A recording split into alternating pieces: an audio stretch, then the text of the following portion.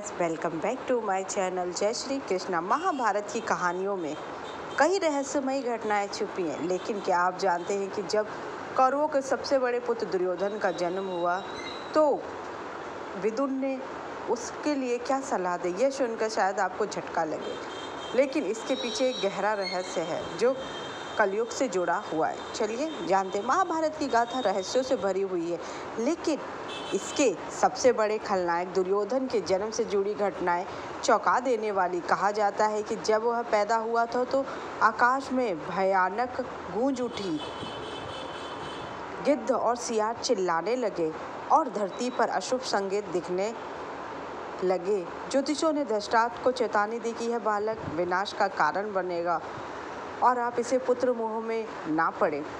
हालांकि आगे चलकर इसका परिणाम क्या होगा यह तो कोई नहीं जानता था, क्योंकि दुर्योधन बहुत ही दुष्ट था। चलिए जानते हैं क्या है कहानी।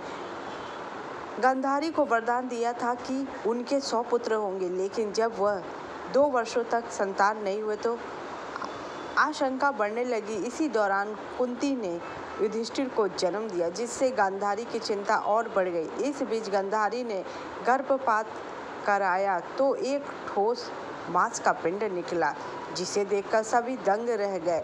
वह इसे त्यागने जा ही रही थी कि महर्षि वेदव्यास वहां पहुंचे और कहा, मेरा कथन कभी गलत नहीं होता, इसे त्यागो मत। फिर उन्होंने उस मांस को शीतल जल में डालवाया, जिससे 101 घूर्ण अलग हुए, जिन्हें घी से भरे घड़ों में रखा गया। 1 वर्ष बाद पहले घड़े से दुर्योधन का जन्म हुआ। जैसे ही दुर्योधन ने जन्म लिया, अजीब घटनाएं होने लगी। दुर्योधन गधे की तरह कर्कश चीखने लगा। गिद्ध, उल्लू, सियार और कौवे एक साथ चिल्लाने लगे। आकाश पाला पड़ गया और जगह जगह आग लग गई। पृथ्वी कंपन करने लगी और भयानक ध्वनि सुनाई देने लगी। यह देखकर धृतराष्ट्र डर गए और उन्होंने तुरंत विदुर और भीष्म से पूछा, क्या मेरा पुत्र राजा बनेगा? धृतराष्ट्र के इतना पूछते ही फिर से भयंकर आवाजें गूंजने लगी, जिससे सभी भयभीत हो गए। ज्योतिषों ने तुरंत पंचांग देखकर ग्रह नक्षत्र की गणना की और घबराकर कहा, यह बालक पूरे वंश के नाश का कारण बनेगा, इसे त्याग दें, अन्यथा यह विनाश लेकर आएगा। उन्होंने स्पष्ट रूप से कहा कि दुर्योधन के कारण कुल में कलह फैलेगी, युद्ध और विध्वंस होगा, इसका अहंकार वंश का नाश करेगा। लेकिन धृतराष्ट्र मोह में अंधे थे, उन्होंने अपने पुत्र को त्यागने से इनकार कर दिया।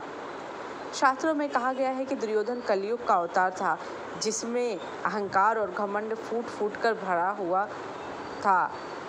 धोखा, कपट और छल करने में माहिर था, सत्य और धर्म का शत्रु, इसलिए महाभारत में उसकी हार पहले से ही तय थी। विदुर जी ने उसे तुरंत मार देने की सलाह दी थी धृतराष्ट्र को। यह सुनकर शायद फिर भी धृतराष्ट्र नहीं माने। वह अपने पुत्र मोह में इतने अंधे हो गए थे कि वह उसे जीवित क्यों। विदुर ने इसे त्यागने की भी सलाह दी थी, क्योंकि वह जानते थे कि उनके ज्येष्ठ भ्राताश्री खुद राजा नहीं बन सके, क्योंकि वह अंधे थे और शास्त्रों में कहा गया है कि अंधे को राजा नहीं बना जा सकता।